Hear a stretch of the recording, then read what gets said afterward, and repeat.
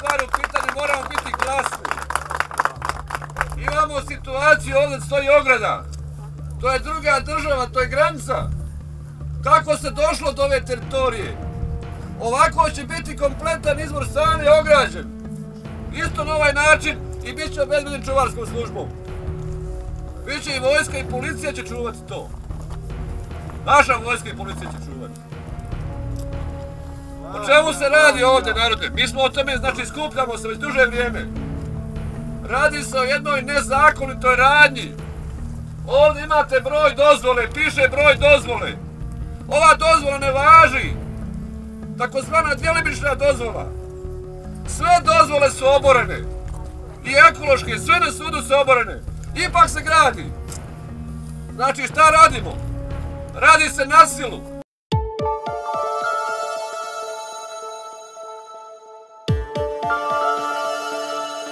Republika Srpska odlično je mjesto za strane investicije. Krilatica je koja često izlazi iz usta vladajuće elite u Republici Srpskoj posljednjih 10 i više godina. Na stranu to, od investicija koje se najavljuju i od onih koje se s vremena na vrijeme i dese, koristi nemaju građani Republike Srpske. Više nego upitna je korist za budžet Republike Srpske. Postoje konkretni slučajevi gdje je Republika Srpska u čistom milionskom gubitku, dok investitori dobijaju priliku da zaradi na tlu Republike Srpske i uz pomoć resursa Republike Srpske. U tome imaju nesumnjivu i nemalu pomoć onih koji upravljaju Republikom Srpskom i koji kroje i prekrajaju zakone, mimo svake volje lokalnog stanovništva i lokalnih zajednica. Ova priča počinje početkom 2006. godine. Vlada Republike Srpske tada preduzeću Energetik iz Banja Luke dodijelila koncesiju za izgradnju male hidroelektrane Medna na rijeci Sani snage 3,5 MW. Odluku o dodjeli koncesija za izgradnju malih hidroelektrana potpisao je tadašnji predsjednik vlade Pero Bukejlović u januaru 2006. godine u posljednjim danima vlade u tehničkom mandatu na čijem čelu se nalazio. U februaru vladu preuzima SNSD, a na čelo vlade dolazi Milorad Dodik. Vlada donosi odluku kojom firma Energetik gubi koncesiju, a dobija je Energy MBA iz Banja Luke. Mala hidroelektrana promjenom koncesionara promijenila i snagu sa početnih 3,5 na 4,9 MW. Vlada je odluku o promjeni koncesionara objavila u službenom glasniku, ali je Ministarstvo industrije demantovalo da je Energetik ikada i dobio koncesiju. Koncesioni ugovor sa firmom Energy MBA potpisan je u junu 2006. godine, a u ime koncedenta vlade Republike Srpske potpisao ga je tadašnji ministar industrije Milan Jelić. Energy MBA osnovana je u avgustu 2005. godine. Većinski vlasnik firme tada je bio Ari Livne, nekadašnji savjetnik predsjednika Republike Srpske Milorada Dodika i sadašnji član Senata Republike Srpske. Livne je mjesec i po dana nakon što je njegova firma dobila koncesiju, pravdajući se da je gradnja elektrane ipak prevelik zalogaj, napustio firmu i prenio svoj osnivački ulog na treća lica. Svega par mjeseci kasnije vlada donosi odluku kojom koncesionar postaje firma LSB Elektrane Banja Luka. To je u suprotnosti sa koncesionim ugovorom u kojem je precizirano da koncesionar može biti promijenjen tek nakon izgradnje objekta. 26. februara 2007. godine potpisan je prvi aneks ugovora o koncesiji za izgradnju male hidroelektrane Medna. Aneksom koncesionar postaju LSB Elektrane Banja Luka, a koncesioni period se produžava sa prvobitnih 20 na 30 godina, iako je prvobitnim ugovorom precizirano da se koncesioni period može produžiti tek nakon isteka originalnog koncesionog perioda. Vlasnik LSB Elektrana Banja Luka je slovenačka firma Interenergo, a vlasnik Interenerga je austrijska energetska grupa Kelag. Faktički, austrijska kompanija Kelag preko banjalučke firme LSB Elektrane postaje koncesionar i investitor u gradnji male hidroelektrane Medna na rijeci Sani. Rijeka Sana izvire u sjeverozapadnom dijelu Bosne i Hercegovine u Republici Srpskoj, i to u opštinama Mrkonjić grad i Ribnik, kojima je granica sama rijeka. Prostire se u dužini od 142 km kroz 7 opština: Ribnik, Mrkonjić grad, Ključ, Sanski most, Oštra Luka, Prijedor, Novi grad, gdje se ulijeva u rijeku Unu. Rijeka Sana, bar njen gornji tok, je predviđen da se proglasi parkom prirode prema prostornom planu Republike Srpske 2015-2025 godina, a izvori da budu pod strogim režimom zaštite. Uprkos tome, vlada Republike Srpske u junu 2006. godine izdaje koncesiju za izgradnju male hidroelektrane Medna manje od 500 metara od samih izvora rijeke Sane. Koncesioni ugovor mijenja se kroz 3 aneksa i to 2008., 2011. i 2014. godine, gdje se mijenja i jačina elektrane sa 3,5 na 4,9 MW, a konačan period koncesije postavlja na granicu od 35 godina. Zanimljivo je da je ugovor o koncesiji za gradnju male hidroelektrane Medna već doživio 3 aneksa. Prvi aneks potpisan je u februaru 2007. godine. Tim aneksom promijenjen je koncesionar i investitor postaju LSB Elektrane, privatna firma u vlasništvu 3 lica iz Banja Luke. Kasnije ta firma postaje dio grupacije Kelag. Aneksom 1 produžen je koncesioni period sa 20 na 30 godina. Aneks je u ime vlade Republike Srpske potpisao tadašnji ministar industrije Rajko Ubi-Parip. Aneks 2 ugovora o koncesiji potpisan je u junu 2011. godine. Ovim aneksom koncesioni period produžen je za još 5 godina. Član 46 ugovora koji definiše prenos prava i obaveze koncesionara promijenjen je tako što su izbačene riječi, ali ne prije izgradnje male hidroelektrane. Tom promjenom vlada je retroaktivno ozakonila promjenu koncesionara prije završetka gradnje elektrane. Aneks 2 u ime vlade potpisao je tadašnji ministar industrije Željko Kovačević. Tu nije bio kraj dotjerivanja originalnog ugovora o dodjeli koncesije. Aneks 3 potpisan je u novembru 2014. godine. Aneksom se ukupna vrijednost investicije sa 25.114.897 maraka povećava na 41.757 maraka. Produžen je rok dat investitoru za završetak gradnje do decembra 2016. godine. Rok trajanja koncesije ponovo je produžen. Ovaj put za 15 godina. Aneks je u ime vlade Republike Srpske potpisao tadašnji ministar industrije Željko Kovačević.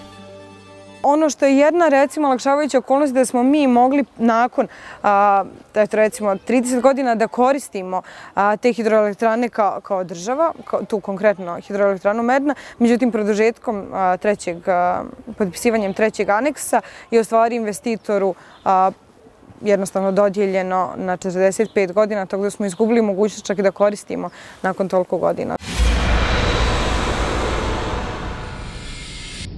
Prva odluka o dodjeli koncesije za gradnju na rijeci Sani datira od januara 2006. godine. Skupština opštine Ribnik u novembru 2007. godine donosi zaključak kojim ne prihvata gradnju mini hidroelektrane na rijeci Sani. U novembru 2007. godine Zavod za zaštitu kulturno-istorijskog i prirodnog nasljeđa Republike Srpske navodi 10 stavki zbog kojih nije moguće graditi malu hidroelektranu na Sani. Protivljenje gradnje male hidroelektrane izrazilo je zvanično 2008. godine i Odjeljenje za prostorno uređenje i stambeno-komunalne poslove opštine Mrkonjić Grad. Na javnoj raspravi o studiji uticaja na životnu sredinu svi prisutni su se izjasnili protiv gradnje male hidroelektrane. Zavod za zaštitu kulturno-istorijskog i prirodnog nasljeđa još jednom je u novembru 2008. godine ukazao na 6 stavki zbog kojih ne dolazi u obzir gradnja mini hidroelektrane u gornjem toku rijeke Sane. Nakon pritisaka, Zavod konačno u martu 2009. godine donosi stručno mišljenje kojim ublažava svoje ranije stavove i praktično daje dozvolu za gradnju uz napomenu da se ispoštuju određene mjere zaštite. Zavod je odigrao još jednu bitnu ulogu kada je na zahtjev Ministarstva za prostorno uređenje u februaru 2012. godine podržao inicijativu građana da gornji tok rijeke Sane bude proglašen područjem prethodne zaštite, što znači da je to područje od najvećeg ekološkog značaja za Republiku Srpsku. Obavještavamo vas da je Zavod svojim planom aktivnosti za 2012. godinu planirao istraživanje i izradu elaborata za uspostavljanje zaštite posebnog rezervata prirode Vrela Sane u obuhvatu zone zaštite koju smo definisali našim dokumentom Valorizaciona osnova kulturno-istorijskog i prirodnog nasljeđa opštine Mrkonjić Grad. Tim dokumentom također je planirano uspostavljanje zaštićenog prirodnog pejzaža Klisura Sane, čije ćemo istraživanje planirati po završetku elaborata za zaštitu izvora Sane. Smatramo da inicijativu građana treba podržati jer je to preduslov za dobro funkcionisanje zaštite u budućnosti, piše u odgovoru Zavoda za kulturno-istorijsko i prirodno nasljeđe Republike Srpske, Ministarstvu za prostorno uređenje, građevinarstvo i ekologiju iz 28. februara 2012. godine. I pored toga, u oktobru 2014. godine vlada je investitoru izdala dozvolu za rad. Radovi na izgradnji su zvanično uz prisustvo tadašnjeg ministra industrije Željka Kovačevića počeli mjesec dana ranije u septembru 2014. godine. Republička komisija za energetiku nacrt dozvole za izgradnju mini hidroelektrane Medna utvrdila je tek u septembru 2015. godine na 113. redovnoj sjednici. Dakle, godinu dana nakon što su na Sani uz prisustvo tadašnjeg ministra Željka Kovačevića počeli radovi. Svih ovih 7 godina koliko traje ova priča, mi smo imali preko 10 sudskih postupaka. Nažalost, zato što u stvari vlada bi trebala ta koja bi trebala da brine o građanima, naravno u ovom slučaju nije bilo tako. Postupke koje smo pokretali mi ispred koalicije za Sanu i pojedinačnih udruženja zajedno sa opštinom Ribnik su se ticale svih mogućih procedura koji su tekle vezano za ovu hidroelektranu, a gdje je bilo dosta kršenja zakona. Dosta bilo je kršenja i zakona o koncesijama, i zakona o zaštiti prirode, i zakona o zaštiti životne sredine. Niz je još nelogičnosti koji su pratili izdavanje dozvola za gradnju male hidroelektrane Medna. Ministar za prostorno uređenje, građevinarstvo i ekologiju Fatima Fatimbegović je urbanističku saglasnost investitoru potpisala 4. jula 2008. godine. Djelimično rješenje za gradnju je vlada investitoru dala tek 2014. godine, 6 godina kasnije. U međuvremenu su promijenjena 3 zakona, ali to nikoga nije bilo briga. Važno je napomenuti da su opština Ribnik i ekološki pokret Zelenkovac u 2 navrata na Banjalučkom okružnom sudu obarali studiju uticaja na životnu sredinu. Studija je i pored toga na kraju ipak usvojena. Sama studija uticaja je jako loše urađena, čak i tako loše urađena studija uticaja je rekla eksplicitno da će uticaj na prirodu biti jak, da će u stvari ostati narušena priroda. Ono što je posebno sporno da je čitav gornji tok rijeke Sane predložen da bude park prirode, a sami izvori da budu pod strogim režimom zaštite. Čitav gornji tok rijeke Sane je prvog kvaliteta zajedno sa samo još 3 rijeke u Republici Srpskoj i tu se voda može piti direktno iz korita. Mislimo da to samo sa aspekta vodosnabdijevanja je previše važan resurs da bismo ga tako uništili. Mi smo sad, evo, prošle sedmice bili na Sani, imali smo velike proteste i mogli smo da vidimo kako trenutno izgleda mjesto gdje se gradi hidroelektrana. To svakako nije ništa blizu malog uticaja na prirodu, a tamo je priroda već nepovratno narušena. Investitor je od Ministarstva poljoprivrede dobio saglasnost 2010. godine da trajno promijeni namjenu šumskog zemljišta i iskrči šumu oko gradilišta. Takvu odluku potpisao je tadašnji ministar Radivoj Bratić. I pored apela lokalnog stanovništva i nevladinih organizacija, niko nije reagovao. Lokalno stanovništvo je Republičku inspekciju obavijestilo i o odlaganju kamenja na izvorima Sane, kao i o pomoru ribe u gornjem toku rijeke. U inspektoratu su negirali takve tvrdnje. Također, u prošloj godini je izvršena redovna inspekcijska kontrola u oblasti nadzora ekološke inspekcije i tom prilikom nisu utvrđene nepravilnosti, niti je uočen pomor ribe i nedozvoljeno odlaganje kamena na izvoru.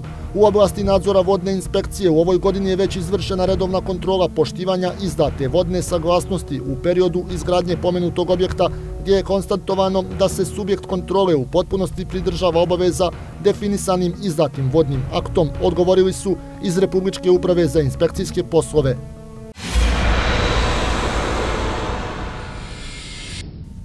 Republika Srpska, odnosno vlada Republike Srpske, izrazito su blagonakloni prema austrijskom investitoru.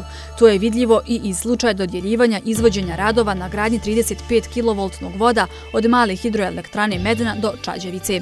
Elektrokrajina AD Banja Luka taj posao je bez objave obavještenja o javnoj nabavci već putem pregovaračkog postupka dodijelila LSB elektranama Banja Luka. Odluka o izboru najboljeg ponuđača donesena je u oktobru 2015. godine.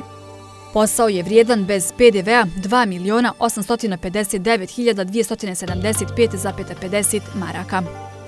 I ono što je nama bilo čudno, zašto se koristi ovaj postupak za ovoliku vrijednost ugovora, posebno kada smo vidjeli da je sama ova kompanija LSB i vlasnik te hidroelektrane i da ima koncesiju za izgradnju hidroelektrane.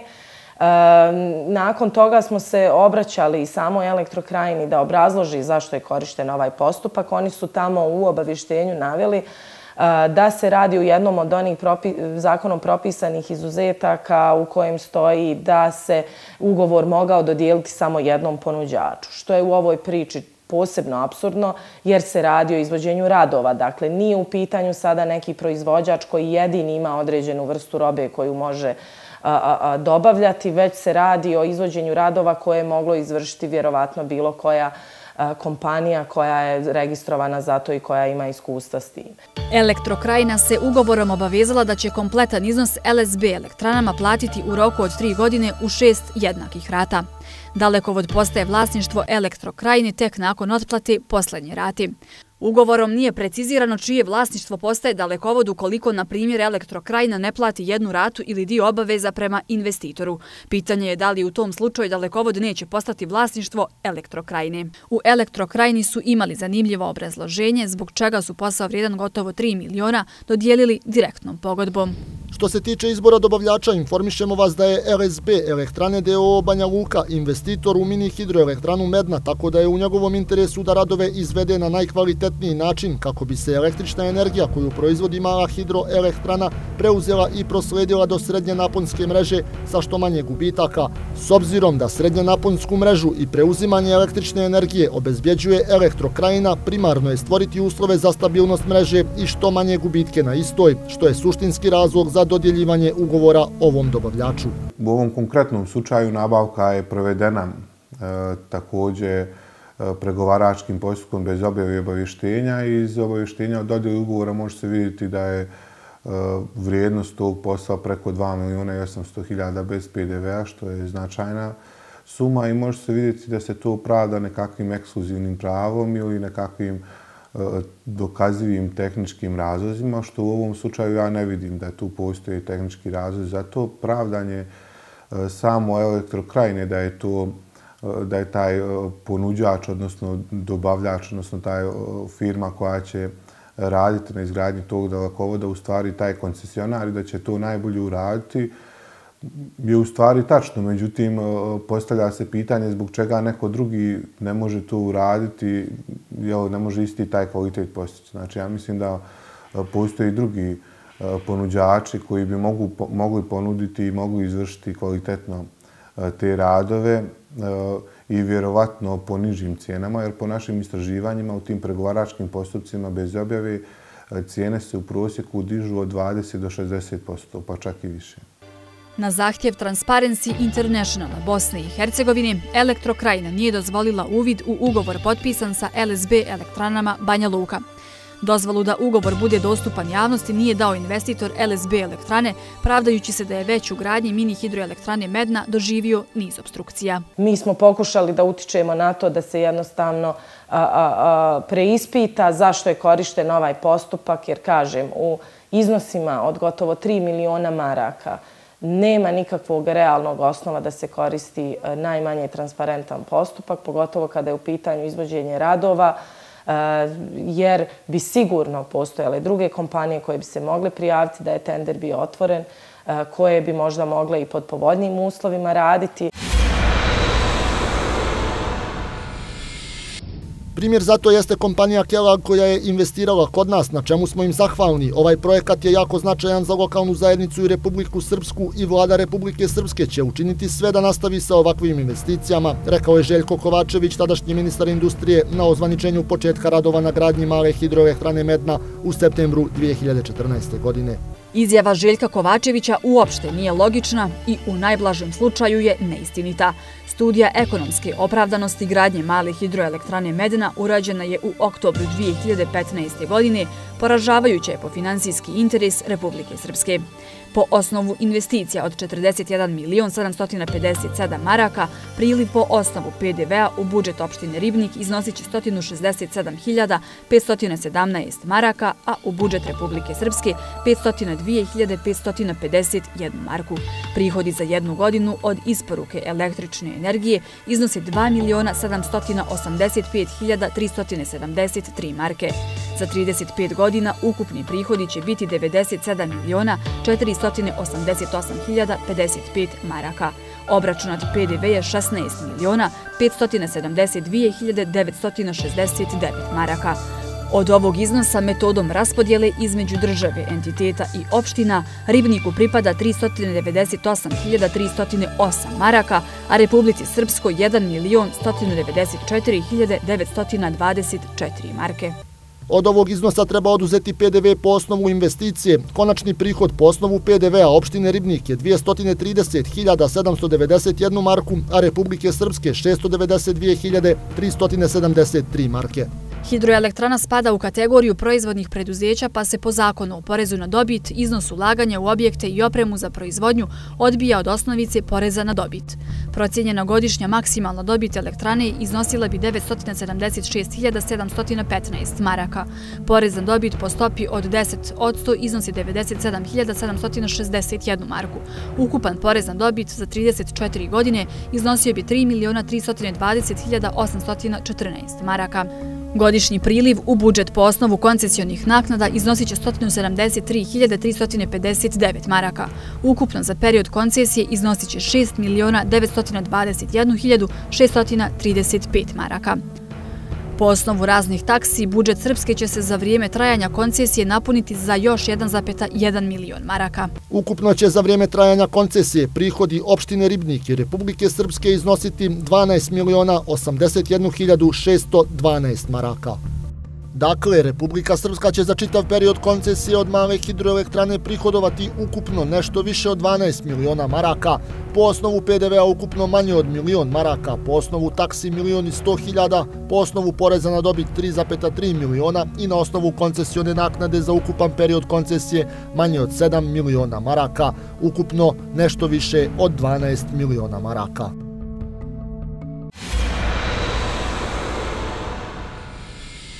U julu 2014. godine Regulatorna komisija za energetiku Republike Srpske donosi odluku kojom garantovanu otkupnu cijenu električne energije po kilovatu podiže na 0,1327 feninga za hidroelektrane snage od 1 do 5 megavati.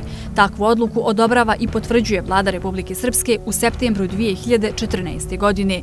Prije promjene garantovana cijena otkupa za ovaj tip elektrane iznosila je 0,1264 feninga po kilovatu.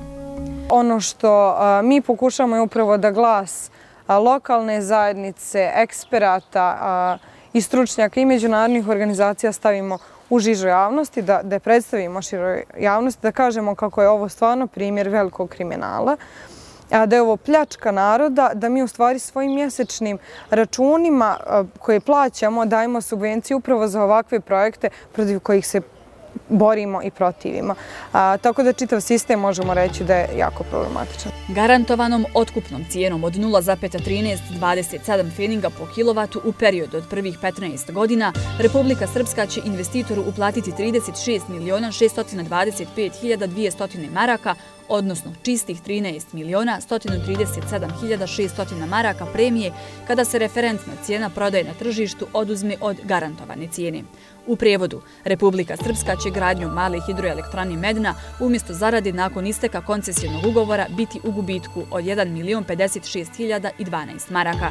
Ne računajući ugovor od 2,8 miliona maraka koji je pregovaračkim postupkom za izgradnju voda od Medne do Čađevice Elektrokrajina potpisala sa investitorom u malu hidroelektranu Medna.